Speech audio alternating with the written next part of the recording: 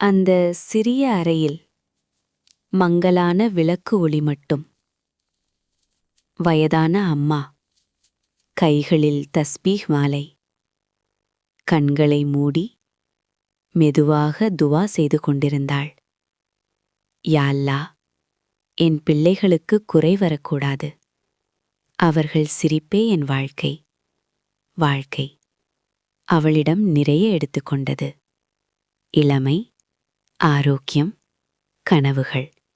ஆனால் நம்பிக்கையை மட்டும் ஒரு நாளும் அவள் இழக்கவில்லை. ஒவ்வொரு கண்ணீரும் ஒரு துவாவாக மாறியது. ஒவ்வொரு வலியும் ஒரு நம்பிக்கையாக மாறியது. அவள் செல்வம் வீடுகள் அல்ல, அவள் பலம் பணம் அல்ல.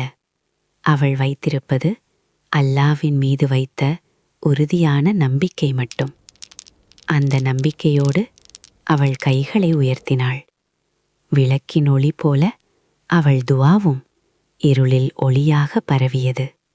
ஏனெனில் அம்மாவின் துவா ஒருபோதும் வீணாகாது.